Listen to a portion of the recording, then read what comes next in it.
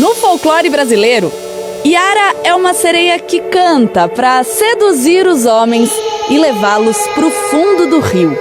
Mas a Izzy e a Raquel, da Seleção Brasileira de Rugby, conheceram uma versão diferente dessa história. A Yara era uma guerreira dentro de uma tribo e ela tinha 2 irmãos. Mas ela era muito melhor que eles fisicamente, na guerra. Tentaram armar uma emboscada para matar ela, mas ela descobriu antes e matou os 2. E daí a tribo falou pro pajé que precisava ter uma consequência por essas mortes. Mas ele levou ela pro meio do mato e jogou ela no rio. E pediu pros deuses da água tomarem a decisão, cuida dela se merece ou ela morre. Como presente dos deuses, ela voltou como uma sereia. No rugby, existe a tradição de batizar as seleções com um apelido. É o caso, por exemplo, dos All Blacks, da Nova Zelândia, e dos Pumas, da Argentina. Por aqui, surgiram primeiro os Tupis, da equipe masculina. A gente não tinha um nome próprio. O nosso treinador também incentivou a gente a buscar dentro da cultura tupi um personagem feminino que representasse a gente. Em 2014, as jogadoras descobriram essa sereia guerreira e adotaram Yara como nome. Mas ainda faltava um detalhe. Até hoje, esse era o uniforme da seleção feminina de rugby. Mas olhando de perto, tem alguma coisa errada, né? Por muito tempo, as camisas delas traziam o escudo dos Tupis, da equipe masculina do Brasil. Seguindo o exemplo de força e de coragem da Yara do folclore, as atletas começam a traçar um novo caminho. O próprio caminho. Já faz um tempo que a torcida sabe que é Yara, que grita isso quando a gente está em campo, que é muito legal.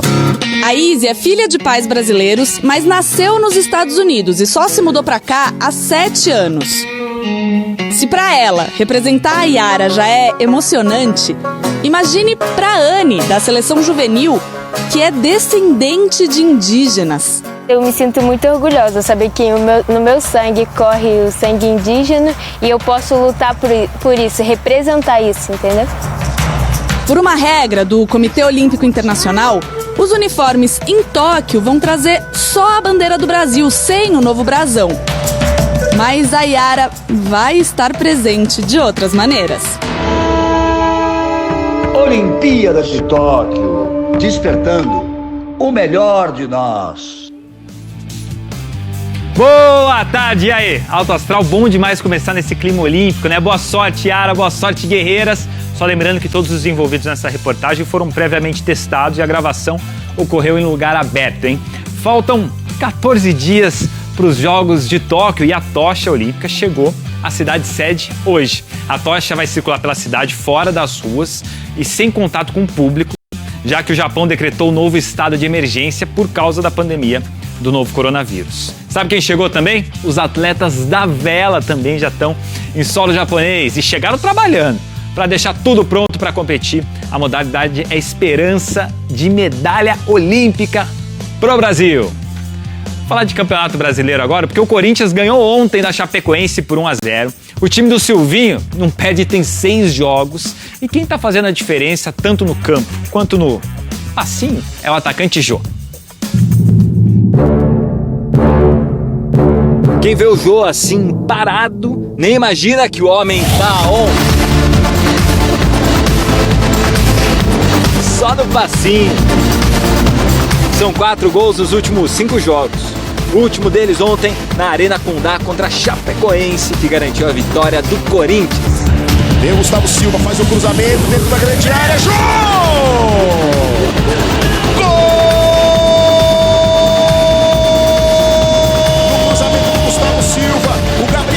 Puxar, ela sobra para o Jô, de pé esquerdo, bota lá no alto, bola no fundo do gol, para o Timão, 0 para a Chapecoense. Gol de um Jô apaixonado. E aos poucos, volta a despertar o sentimento de amor nos torcedores. O atleta, ele que responde, nós colocamos os conceitos, ideias, trabalhamos diariamente, mas é o atleta que responde, ele tem respondido bem, ainda bem para nós, bom para o Corinthians, enfim, as coisas vão caminhando. Ao lado de Sócrates, Jô agora, segundo maior artilheiro do Corinthians na história do Brasileirão, vai vendo. Os dois só ficam atrás do Marcelinho Carioca. Nunca desisti, nunca aceitei a maneira que eu estava vindo jogar, uma série de problemas, mas confio no meu trabalho, agradeço muito aos jogadores que também me deram total confiança. Foi na base da confiança mesmo que o Corinthians chegou na vitória. Só no primeiro tempo foram 2 boas oportunidades. Ficou pro Vital, pintou o gol, fora! Tem a chance o Corinthians com o Matheus Vital. A Chape também criou e o Perotti quase fez um golaço. Olha só, meteu uma letra na bola. 1-0 é um resultado perigoso, difícil, você continua atacando, você continua com as suas possibilidades, mas o adversário também. No finalzinho do jogo, o Foguinho também fez o Cássio trabalhar. Olha a sobra do Foguinho, bateu colocado, Cássio! O Foguinho incendiou o jogo. A vitória do Corinthians deixou o clube na 10ª posição do Campeonato Brasileiro, todo mundo ali com 14 pontos. Bom, mas tudo que é bom pode ser melhor e a gente sabe que tem que melhorar bastante. Só o que não precisa melhorar em nada é o passinho do Jô. Olha aí.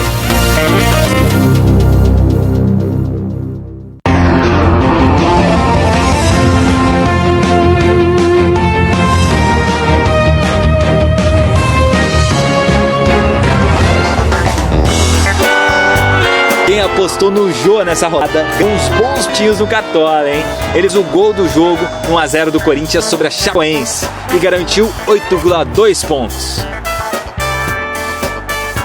A gente teve um probleminha aí com as imagens da tocha, né, que chegou hoje em Tóquio. Vamos dar uma olhada? Agora vai, hein? A chama olímpica vai percorrer a cidade, lembrando sem a presença de público, porque o Japão decretou aí o estado de emergência no país por causa do novo coronavírus, né? Então daqui a pouquinho tem mais Globo Esporte, a gente vai falar do clássico Palmeiras e Santos e NBA, então fica com a gente, hein?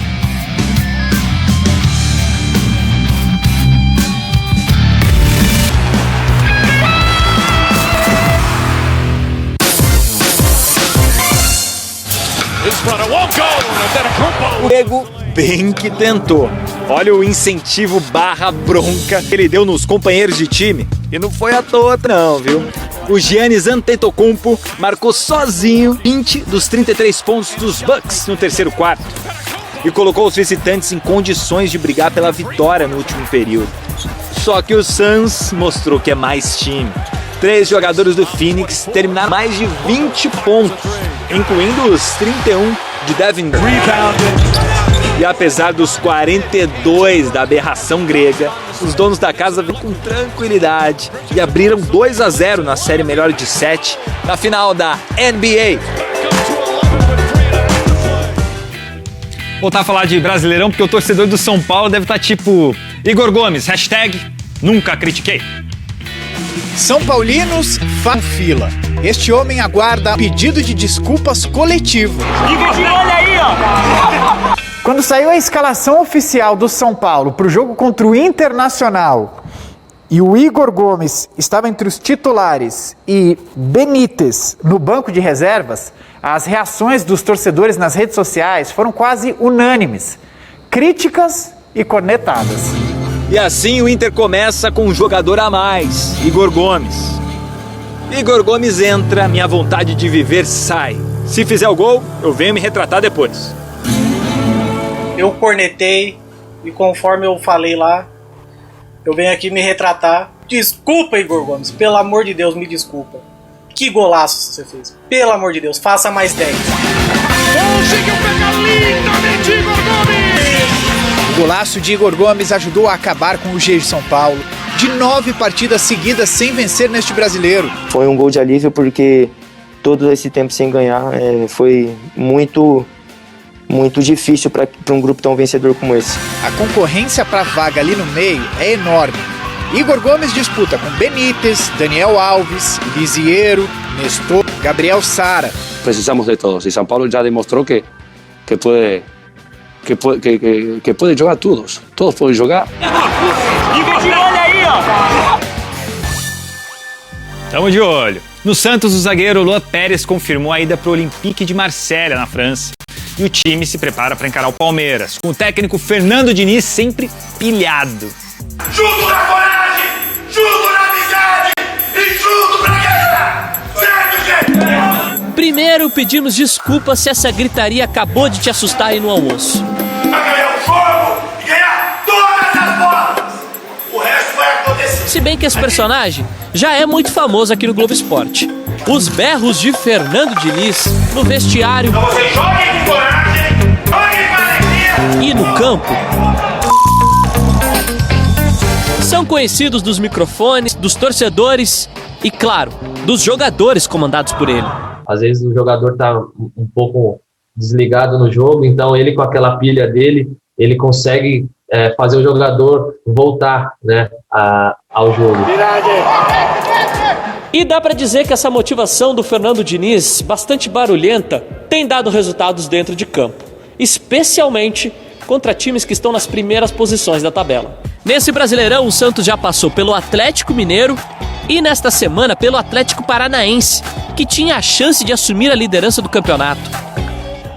Se o aproveitamento primeiros colocados seguir assim, aqui uma boa notícia pro torcedor.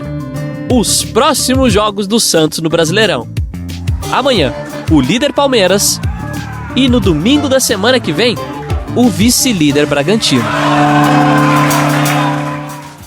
Olha, reforçando aqui que esse jogo é amanhã, 4h30 na tela da Globo, um pouco diferente, hein? Palmeiras e Santos, jogaço clássico pra você. Vamos ver se a gritaria do Fernando Diniz vai funcionar contra o Palmeiras, que assumiu a liderança do Brasileirão e tem um meia com inspiração europeia. Descobrimos o segredo do Rafael Veiga. Conectado com o futebol mundial, o meia procura referências na Europa. O De Bruyne, que acho que todo mundo gosta, independente se joga a bola, se não joga, joga no meio, joga atrás.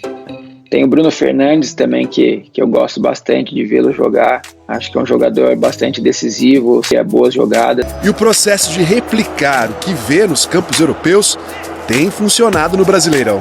No último gol dele, ele foi o fator surpresa aos 15 segundos do jogo para abrir caminho para a vitória que levou o Palmeiras à liderança. O primeiro lugar na tabela foi conquistado nesse jogo, mas começou a ser construído bem antes. Foi depois dessa entrevista aqui, ó. Como equipa que quer lutar para ser campeão do Brasileiro, e esse vai ser o meu foco a partir de agora, é pegar aqui na lanterna e focá-la porque esse é o nosso objetivo, queremos ser campeões brasileiros. O próximo passo é contra o Santos amanhã, mas Abel vai cumprir mais um jogo de suspensão por causa daquela expulsão lá atrás, na Supercopa do Brasil. Bora falar de Copa América, amanhã tem final Brasil e Argentina, Messi contra Neymar, assunto para Gabriela Ribeiro. Fala, Gabi, boa tarde. Oi, Caio, boa tarde para você, para todo mundo que está ligado no Globo Esporte. Hoje à tarde a seleção brasileira faz o último treino desta Copa América, o treino decisivo para a grande final de amanhã contra a Argentina no Maracanã. E olha, o Maracanã já está pronto para essa final. Teve o gramado trocado nas últimas semanas e inclusive nos últimos dias o técnico Tite foi lá dar uma olhada para ver se estava tudo certo. Hoje de manhã em entrevista coletiva ele falou, tá tudo certo, aprovadíssimo o palco para a grande final da Copa América. E a notícia do dia é que a Prefeitura do Rio de Janeiro liberou a presença de 10% de público no Maracanã. Isso dá cerca de 8 mil pessoas. Só que por conta dos protocolos da pandemia, esse público deve ser composto apenas de convidados da Conmebol. Caio. Obrigado, Gabi, pelas informações. Bom trabalho para você aí, hein?